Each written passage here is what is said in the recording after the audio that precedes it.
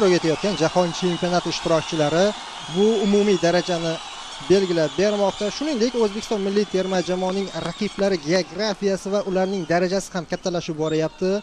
Biz birinchi marta Afrikaning top jamoalaridan biri Misrga qarshi o'ynaymiz. Umumiy o'yinlar bo'lgan Afrika jamoalariga qarshi, lekin aynan Misr milliy terma jamoasiga qarshi ilk raqobat. O'ylaymizki, yangi tarixni ajoyib yoza olamiz. Hakamlar o'yinni boshlashga ruxsat berishmoqda. Vakillarimiz boshlab berishdi. Umumiy men yaxshi o'yin, sifatli o'yin kutayapman mana shu bahsda. Eng markaziy himoyachi, lekin shu bilan birgalikda bu nisbiy hozir aytaman, Otabek Shukurov ichkariga yorib kirdi. Kerak paytda, endi bu kerak bo'lmasin, doimiy hujumga borishimiz. Hozir Oston O'runov ikki tushda himoyachini aldab o'tib ichkariga yorib kirdi. Zarba! Gol! Bir o'zi Oston hal qilib tashlayapti.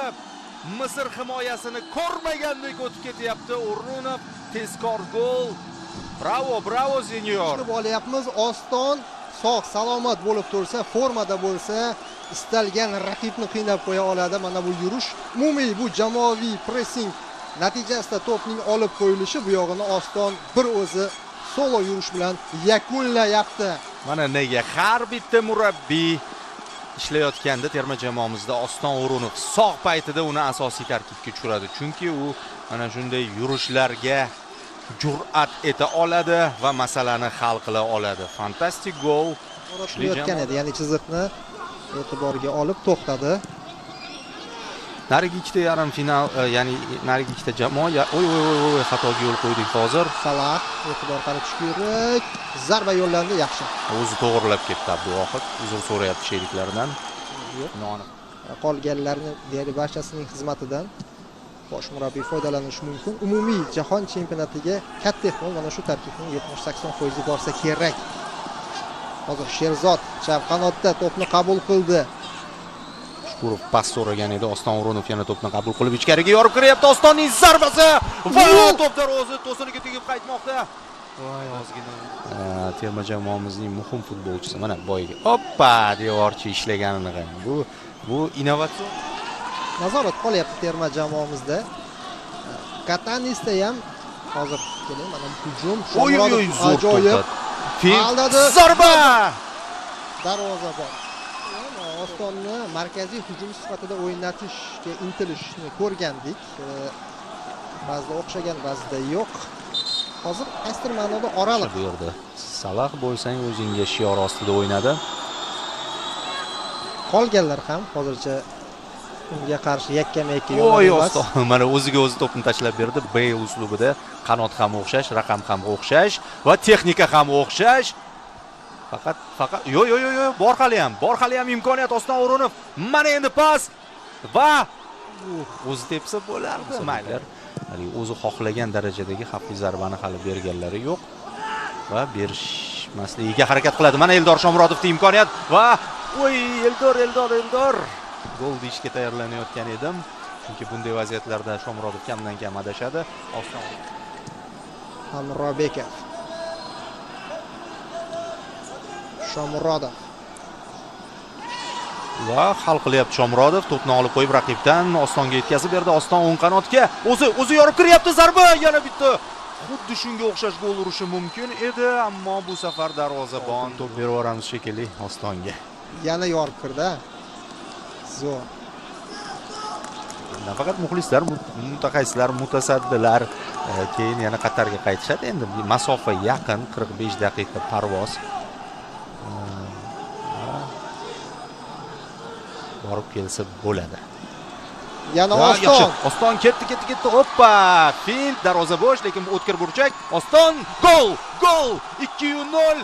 Taymda mustahkamlab qo'ymoqda ustunligimizni Oston O'runov. Bo'ldi, olib chiqing, oltin to'pni topshiring bugunga Oston O'runov. 5-golli vaziyatda bevosita ishtirok etdi. Yo'q edi, ofsayd. Otabek Shukurov. Boyatdan beri aytayman, Otabek bilan zo'r juftlik hosil qilishgan. Assist Otabekda. Ajoyib. Trivela. Qarang, darvozabonni aldab, shoshmasdan o'zi kirib boryapti. Sovuqqon o'ynadi va aniq zarba. Birdan tepib yubormadi. Aldagandan keyin ham o'ziga qulay qilib to'g'rilab oldi to'pni. qaradi, kim qayerda, balki pas beraymi dedi.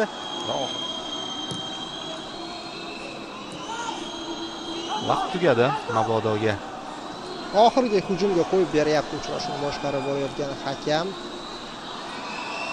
Qaytarish kerak. Zarba yo'llandi, yaxshi. Abduvohdan ham jiddiy seyf. Bo'ldi. Birinchi taym yakuniga yetyapti. Yaxshi taym o'tkazdik va Avlodning o'sha Shomurodovlar bilan chiqib kelganda eng yorqinlardan biri edi. 2015-yil Osiyoning eng yaxshi yosh futbolchisi bo'lgan, 2 karra Osiyo chempioni, turli yoshdagi terma jamoalarda. Chap qanotda variant bor, o'ng qanotda variant bor. Eldor Shomurodov oldinga boryapti. Mazgavoyga yetkazib berdi. Mazgavoy pas va Hojakbar. Uy, bu pasmidi? Ko'proq pasga o'xshadi. Takmal. Yaxshi bo'ldi bu vaqt. Mazgavoy bitta. Oy, mana shu yerda xatoga yo'l qo'ydik. Va Misr to'pni egallab olib hujumni boshlayapti. Pozitsiyalarni tiklab olishdi, lekin yigitlar Nasrullayev ikkinchi qavatda xavfli Nematovdan super vaziyatlardan biri, balkim eng xavflisi birinchi taymda uzoqroqdan tepilgan edi. Bu esa bosh bilan yo'llangan zarba. Muhammad Mustafo. Eng xavflisi shu, chunki yo'l olib bo'ldi. 9-inchisi harakat qilyapti. Bu haqida biroz keyinroq. Hozir terma jamoamizning hujumi anchadan beri ko'rmayotgan edik. Erkinov chap qanotda to'pni qabul qildi. Sherzod Nasrullayevdan jarima maydoniga bor. Mana shu edi uning. Hojimat, Sherzod va oxiri Shoma yaxshi nuqtani topdi. Pastroqqa endi aytish oson, o'sha vaziyatda Eldor yuqoriroqqa yo'naltirmoqchi bo'ldi. Imkoniyat bu tasdiqlanmagan, lekin biroz xavotir bor. Ostonda jarohat bo'lishi mumkin. Hozir hakam o'ynayapti. Atayin Hojimat yaqinlashayotganda o'zimni kuzatganlarim, bilganlarim baribir bizning terma jamoa yuzma-yuz qarama-qarshi chiqib o'ynaydigan terma jamoalar bilan o'zini yaxshiroq his etadi. Nega Eron bilan ko'pincha qiynalamiz? Eron baribir o'zi himoyamiz yomon emas, yanada tartiblashtiribdi. Bu jihatni ham aytib ketaylik. Raqib bosim qilganda barchasi bizda joyida bo'ldi. Kombinatsiya, chap qanotga to'p yetkazib berildi. Sherzod Nasrullayev ikkinchi qavat Hojimat Erkinovning zarbasi. Aniq edi. Ikkinchi terma jamoamiz kurashib berishdi. Keyin biroz dam olishdi. Sog'liqlar tiklanmoqda. Yaxshi. Keyingi zarba. Mana shu joyda omad yuz o'girdi. Misrdan biz tomonga kulib boqdi. Chunki rikoshet bo'ldi. Rikoshetda har qanaqasiga ketib qolish mumkin, bersa kerak. Bo'ldi. Rustam Ashurmatov pas shu joyda bizning qarshi hujum payt mayli. Rozimiz 2-0 hisobda g'alaba qozondik. Oston O'runov dubl qayd etdi. Birinchi taymda fantastik o'yin ko'rsatgan terma jamoamiz ikkinchi taymda ko'proq taktik futbol namoyish etdi. Hisobni ushlashga o'ynadi, ammo baribir vaziyat bizda bo'ldi. Gol urishga yaxshi imkoniyatlar bizda bo'ldi.